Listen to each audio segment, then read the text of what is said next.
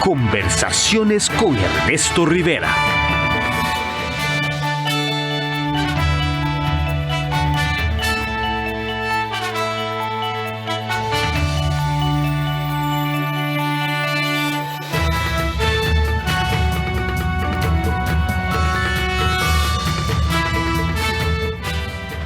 Buenas noches, gracias por continuar conectados a la señal de Costa Rica Noticias. Estamos en vivo a las 8 de la noche y 4 minutos. Soy Ernesto Rivera. Dos de los insumos más valiosos que tiene un país son la calidad de los datos que tiene sobre lo que ocurre y luego la capacidad de analizar esos datos de manera prospectiva. Saber dónde estamos y a partir de eso analizar hacia dónde deberíamos o podríamos movernos. Precisamente ese es el valor que nos aporta desde hace 26 años el proyecto Estado de la Nación. Datos y análisis no partidario de alta calidad. Este año tan particular en el mundo por el impacto brutal de la pandemia, esos datos y ese análisis son especialmente valiosos. Sobre los hallazgos del último informe del Estado de la Nación que se acaba de presentar en Canal 13 hace pocos minutos, voy a conversar ahora con el politólogo Leonardo Merino Trejos, coordinador del programa Estado de la Nación. Buenas noches, Leonardo, bienvenido. Muy buenas noches, don Ernesto. Más bien, muchísimas gracias por el espacio. Un saludo a toda la audiencia. Leonardo, repasemos un poco los principales hallazgos. La crisis del COVID nos agarró con la guardia baja, la economía en malas condiciones. Pero, en realidad, esto que nos está pasando ya había sido advertido. Ya en varios informes del Estado de la Nación venía señalando, cuidado, que están dadas las condiciones para que la cosa se ponga aún peor. Sí, era imposible adivinar por dónde iba a saltar la liebre, ¿verdad? Nadie que diga que en el 2019 sabía que una pandemia iba a causar esto, pero sí se había planteado. Se trata de análisis de datos, no de futurología. Exacto. Sí habíamos escrito que estábamos en una coyuntura crítica al cerrar el año pasado y que el pronóstico era reservado y que había debilidades, fragilidades en nuestro desarrollo humano, que es lo que nosotros analizamos, que es más que el crecimiento económico, es las oportunidades, las capacidades de la gente, ¿no? Su situación social, ambiental, política, ¿no? Y estas fragilidades hacían que tuviéramos un caldo de cultivo en el cual una situación externa, ¿verdad? Cualquier meteorito que cayera, o interna incluso, una crisis que no pudiéramos esperar, podía golpearnos muy fuerte, ¿no? Y esa advertencia se concretó, efectivamente nos agarró débil, una situación que golpeó, por ejemplo, el empleo cuando teníamos ya cifras históricas de empleo, que nos ha golpeado la equidad social cuando ya teníamos problemas de desigualdad social, que nos golpeó las finanzas públicas cuando estábamos ya en una situación crítica de solvencia del Estado, de la capacidad del Estado de financiarse, financiar la política pública. Así que efectivamente el primer hallazgo es que llegamos a la situación de la pandemia con una condición muy frágil que potencia eso, que potencia los impactos de la pandemia. Pero ojo que no es una situación muy frágil porque en el 2019 pasó algo, sino que más bien lo que estamos pagando de alguna forma es no haber resuelto problemas de fondo que han tenido 25 años, que ya están enraizados en el estilo de desarrollo, ¿verdad? Del país desde los años 90. Una sociedad que no logra generar oportunidades de empleo y de ingresos para las personas, ¿verdad? Y que no logra resolver algunos puntos ciegos de su estilo de desarrollo. Entonces, bueno, efectivamente, esa fragilidad hace que todo lo que pasa con una crisis de esta magnitud se potencia, se materializan, se hace realidad, digamos, la tormenta perfecta que podía caer en una situación limitada, no carente de fortalezas históricas que han permitido sortear algunas crisis, ¿verdad? Y salir adelante, pero sí muy débil y muy limitada para resistir la capacidad de respuesta de la sociedad. Quizá para plantear de una manera, la capacidad de respuesta de la sociedad estaba débil cuando de pronto aparece este golpe gigantesco, mundial, internacional, que no esperábamos, no podíamos prever. pero sí sabíamos que nos iba a agarrar. Sabíamos que teníamos las condiciones para que si nos caía el rayo, se nos quemaban los equipos. Correcto. Y eso incluso vale la pena rescatar que la idea de enfrentar problemas de largo plazo que nos generaron esa vulnerabilidad, es algo que hemos venido discutiendo por muchos años, no el Estado de la Nación, el país, ¿no? Pero que no hemos logrado concretar en soluciones de fondo a estos problemas estructurales, ¿verdad? Hacer que nuestra economía genere trabajo, hacer que nuestra sostenibilidad ambiental, digamos, se extienda a todo el territorio, no solo lo que hacemos fuerte en conservación, hacer que nuestro sistema político haga lo que uno espera del sistema político, que es entregar bienestar a la población, resolviendo estos rezagos en desarrollo humano. Entonces, no es que no hemos venido discutiendo, es que se nos había venido juntando esa tendencia a patear el tarro hacia adelante, ¿verdad? Como dice la gente, en algunos temas clave. El fiscal había sido uno. Si bien aprobamos una reforma, teníamos, ¿cuántos? 16 años discutiendo si hacer o no hacer una reforma fiscal. Incluso habíamos aprobado y desechado. Nos duró menos de un año el efecto de la reforma fiscal. Estábamos empezando a sentir por dónde iba a agarrar una reforma que se creó en condiciones políticas muy particulares, muy complejas, con una sociedad polarizada, ¿no? Y discutida.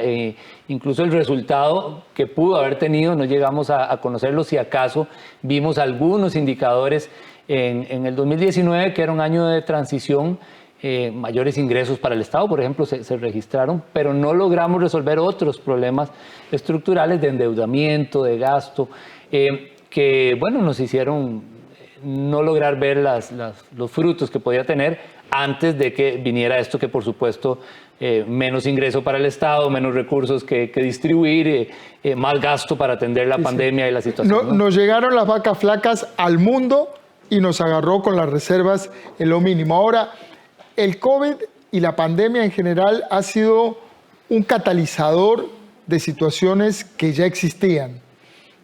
Hay una de esas situaciones que el Estado de la Nación venía advirtiendo y señalando como peligrosa desde tiempo atrás, y es la inequidad. Costa Rica pasó de ser uno de los países más equitativos, con mejor distribución de su riqueza en el continente, a ser quizás el más inequitativo de la región.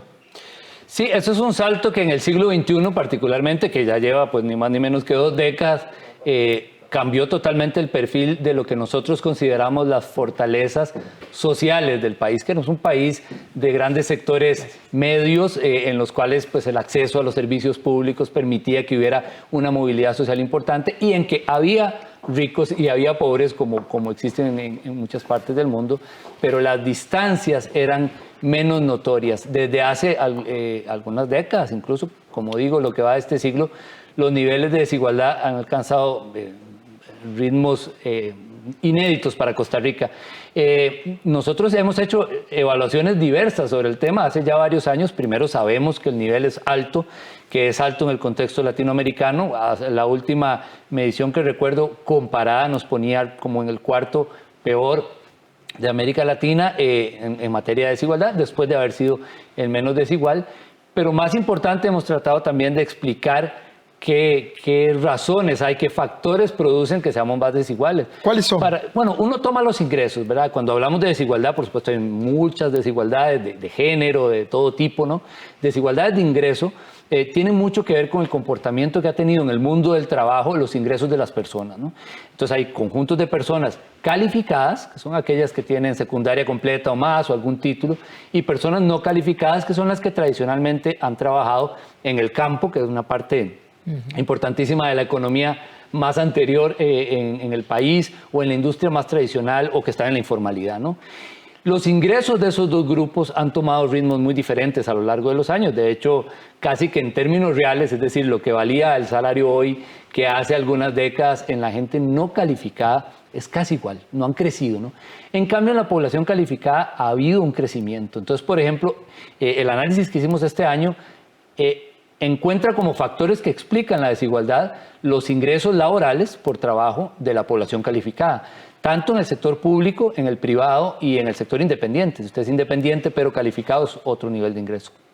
Por supuesto, ahí entran todas las consultorías, ¿verdad? Las personas, los abogados, los médicos que no están trabajando para la caja, los ingenieros que trabajan, muchos ingenieros que trabajan en clústeres para el extranjero. Correcto. Ahí hay dos Costa Ricas completamente diferentes. Partidas.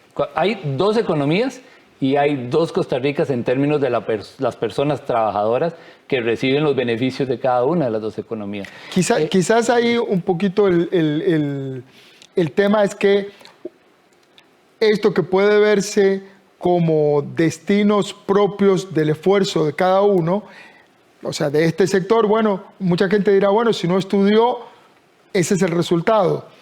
El tema es que quien tiene acceso al estudio, a la educación superior y tiene condiciones para estudiar, ahí entra el Estado, que es un poco el moderador que tiene que generar las condiciones. Y ahí es donde entra el análisis del Estado de la Nación. Sí, ese es el otro lado de la balanza. Hay factores que aumentan la desigualdad por este premio a la calificación, pero en el otro lado hay varias cosas, ¿verdad? No ser calificado o calificada para una persona, efectivamente no debe ser un asunto de discriminación, es un asunto de discriminación en el ingreso, pero no solamente porque el ingreso sea menor, también es porque en el lado que se encuentra del mundo del trabajo hay un incumplimiento importante, por ejemplo, de garantías laborales, o hay una gran informalidad. Nosotros analizamos los factores que reducirían la desigualdad, ¿verdad? El efecto contrario de los otros, y el que más peso tiene sería un mayor ingreso del trabajo de las personas no calificadas en el sector privado. Es decir, ahí donde, valga decir, una proporción importante, poco menos de la mitad, no recibe, por ejemplo, salario mínimo. Entonces ahí también hay otro esfuerzo que generalmente se compensa un poco con ayuda social, que es donde el Estado también apoya, digamos, compensa de alguna manera, pero que también podría, con mejores niveles de ingresos, ser parte, porque la desigualdad es una brecha y la brecha tiene dos lados, ¿no? Hay ingresos altos en población calificada, particularmente el sector público, hay que reconocerlo, porque además hay más gente calificada en ese sector, pero también la informalidad o el incumplimiento incluso de garantías laborales genera el efecto en la población que está ganando poco, incluso menos de lo que debería desde la perspectiva legal. Nosotros analizamos la informalidad del trabajo, que generalmente uno lo identifica con el que no tiene un patrono y va a la calle y vende cosas ahí en la avenida central, que es un 46% de la población trabajadora. Sí, casi la mitad de la fuerza laboral. Sí. Y nosotros le pusimos a ese concepto, que es el concepto oficial, como se mide, ¿qué pasa si hay gente que está en el trabajo formal, ¿verdad? Por ejemplo, es asalariado de una empresa, pero no recibe algunas de las garantías laborales que la formalidad debería darle? Por ejemplo, salario mínimo, por ejemplo, cobertura de la seguridad social o las jornadas adecuadas. Con ese concepto, digamos que es una informalidad ampliada, la informalidad de este país es el 55% de las personas trabajadoras, más de la mitad, ¿no? Estamos hablando de una cantidad muy importante. Por ejemplo, en las empresas, entre personas asalariadas de las empresas, el 43% está en esa condición. En el trabajo doméstico, por supuesto, 9 de cada 10 están en una condición de informalidad. Esto, Leonardo, tiene un impacto directo, directísimo, así, completo sobre las finanzas públicas, porque la informalidad quiere decir de que esa persona está fuera del radar de Hacienda.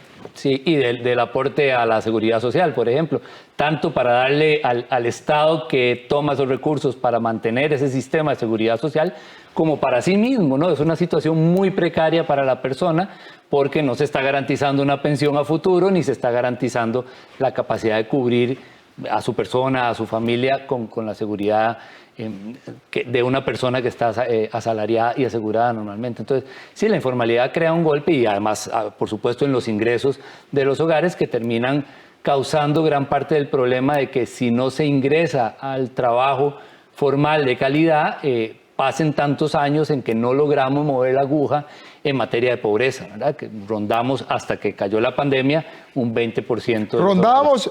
La pobreza tradicional en Costa Rica era del 20% durante muchos años. Ahora estamos en el 26%. Correcto. Habíamos llegado con sub y bajas pequeños que se celebran o se castigan mucho cada políticamente. año. Lo cierto es que desde el año 94 rondábamos el 20% de los hogares, ¿no? Que en números de personas, valga decir, habiendo más población, eran más personas pobres, pero en una situación de 20%. Con la pandemia, con la medición que acaba de publicar el INEC en octubre, que son datos de julio, o sea, todavía a medio palo, digamos, de lo que llevamos de la pandemia, pega un salto a 26.2%. Estamos hablando de que Costa Rica no veía ese nivel hace casi 30 años, ¿verdad? Es un golpe muy duro, muy rápido, que tiene que ver, por supuesto, con la pérdida de empleo. Solo en un trimestre, 255,000 nuevas personas desempleadas que se sumaron a las que ya existían. Entonces, bueno, hay un golpe profundo, ¿verdad?, que ya se vio en pobreza, que se verá en ingresos y que se ve todo el conjunto de la economía, por supuesto, pero sobre todo en la situación laboral y de los ingresos de las personas que lo están viviendo en carne y hueso, que se llevan el golpe de una manera muy rápida, muy inesperada y con pocas herramientas de respuesta en el mercado de trabajo y en el Estado mismo para compensar, digamos, ese golpe. No somos un país que tenga fácilmente la posibilidad de compensar la pérdida de ingresos de esa manera. Leonardo, cuando hablamos de estas cosas y de números, cuando hay tantos números dando vuelta, uno pierde de vista que se trata de gente. Cuando hablamos de la cifra de pobres, estamos hablando de personas que tienen serias dificultades para alimentarse, para pagar su casa, para vestirse, mucho menos perspectivas de estudiar una carrera terciaria, de llegar a la universidad. Vamos a hacer una breve pausa y cuando volvemos, además quisiera que analizáramos dos hallazgos que me parecieron interesantes que trae el informe. Uno, somos GAM dependientes y el otro, somos verdes pero petróleo dependientes.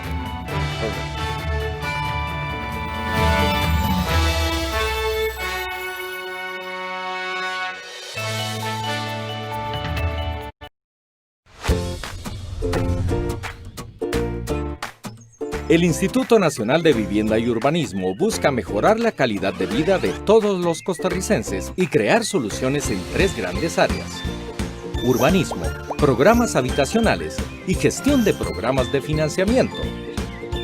Renovemos Costa Rica con desarrollo urbano, vivienda y financiamiento al alcance, en armonía con la naturaleza.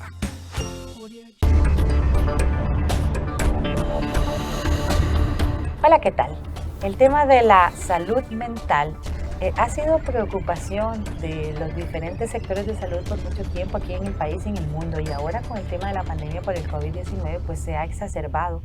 Incluso se habla de que esas serán las secuelas de la pandemia, diferentes padecimientos relacionados con la salud mental, pero esto no tenemos que verlo de manera negativa porque existen muchas formas de cuidar esa salud mental, de tratar de salir adelante de las diferentes situaciones, y sobre todo existen personas especialistas que pueden ayudar a una persona que tenga alguna enfermedad mental a superarla y salir adelante.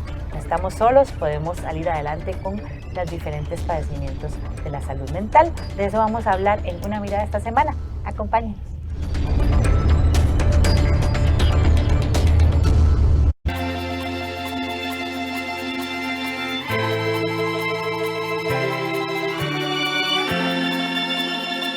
Merino, coordinador del programa Estado de la Nación.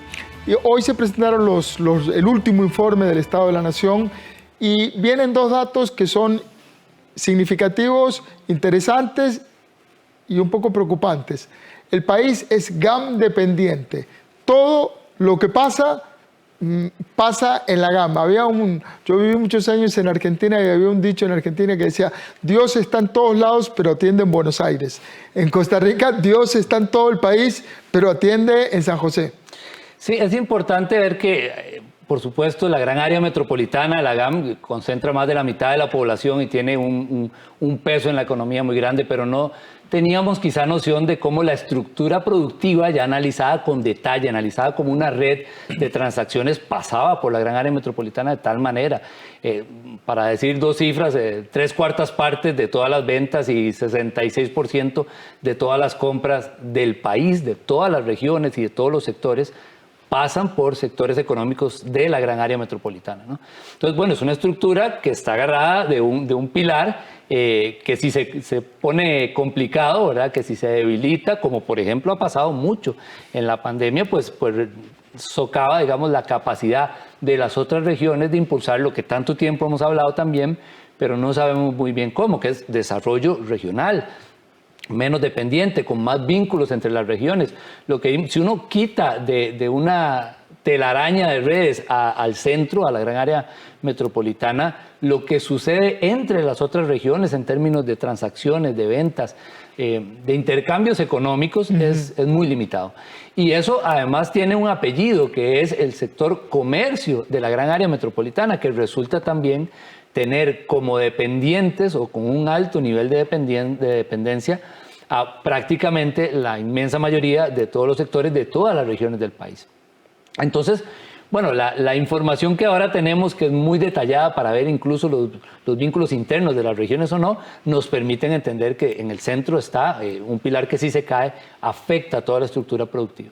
A prestarle atención porque es uno de los sectores más dañados con la pandemia, el sector comercio del GAM. Correcto. Interesante también lo que decíamos al principio, el valor de los datos. Esta información es una información completamente gourmet, poder entender qué pasa en la economía del país si dejamos puesta las transacciones de la GAM con el resto del país o si sale de la ecuación, ¿verdad? Nos permite entender perfectamente la economía y dónde cuidar. Es central para lo que viene, que es, si vamos a pensar en reconstrucción económica en medio de la situación de crisis, es no volver a pensar que tenemos que volver a conectar todas las partes igual, sino más bien poner el ojo en las fortalezas que pueden ya existir, los vínculos que ya existen en el mercado de cada una de las regiones, por ejemplo, para que sean menos dependientes de lo que pasa en el centro del país, ¿verdad? Y esa información, que valga decir, es con un registro de variables económicas del Banco Central, nos permite identificar con mucha claridad cómo se mueve la economía adentro de cada región y con las relaciones entre todos los sectores y regiones. Leonardo, de todas las cosas que han estado pasando estos meses, que son muchas a nivel mundial, hay un cambio último que también genera una diferencia en el ajedrez internacional. Sale Donald Trump de la presidencia de Estados Unidos, entra Joe Biden. Se reactiva la agenda verde, yo diría, del mundo. Biden va a volver a poner el tema verde en la agenda mundial. Costa Rica tenía una serie de compromisos asumidos y el dato que nos trae el último informe del Estado de la Nación es que somos petróleo dependientes, sobre todo a nivel de carga. Sí, tenemos ahí una situación compleja y paradójica. Costa Rica tiene una gran fortaleza en la que ha sido su política ambiental, sobre todo centrada en la conservación a lo largo de las décadas, y no es poca cosa. Y además tiene iniciativas de política y documentos de política que siempre hay que celebrar, como el compromiso asumido en el Acuerdo de París y también el compromiso interno de descarbonizar la economía. Si uno ve los datos, efectivamente no estamos caminando en el sentido de mover la aguja. Por ejemplo, el año pasado tuvimos el récord de consumo de hidrocarburos, de petróleo, en los últimos 15 años, lo cual lleva a más emisiones en un momento que la flota vehicular también creció, más que la población. Es impresionante ese dato, porque ese dato está llegando en un momento en donde todos pensamos que todo se había detenido. Sí, bueno, nosotros no nos hemos salido de ningún acuerdo, valga decir, y además presentamos nuestro compromiso, pero es cierto que hay una sensación, quizá pudo haber una sensación. El asunto es si uno ve por dónde se quiere ir, incluso la política de descarbonización plantea en el centro el tema del transporte, que es nuestro principal problema, es nuestro principal consumidor de energía y nuestro principal generador de emisiones. Lo plantea bien, pero los cambios que pueden mover la aguja, por ejemplo, pasamos otra oportunidad de sectorizar rutas de buses, no hemos aprobado hasta el momento ningún proyecto grande de transporte, aunque sabemos que existen algunos proyectos. El tren eléctrico se fue al freezer. Por ejemplo, en medio de la discusión empezó en medio de la pandemia.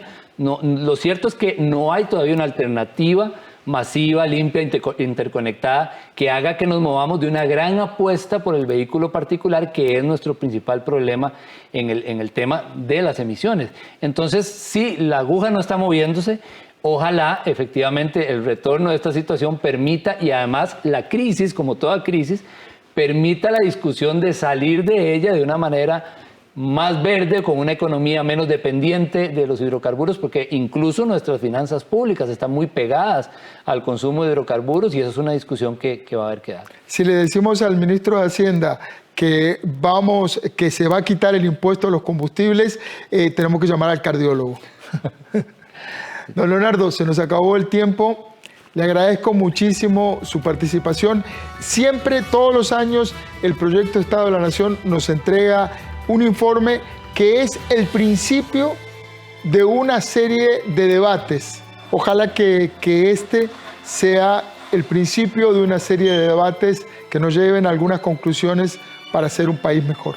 Muchísimas gracias, y reitero además el agradecimiento del programa con el canal por haber transmitido hoy nuestro lanzamiento. Leonardo Merino, coordinador del Proyecto Estado de la Nación. Muchas gracias. Gracias. Buenas noches. Ojalá que tengamos ocasión de tomar estos datos, de tomar esta información, de hacer un debate de altura, de ponernos en movimiento, de conseguir un país en donde los ciudadanos, usted, yo, todo el mundo, pueda vivir mejor, más confortable, más equitativamente.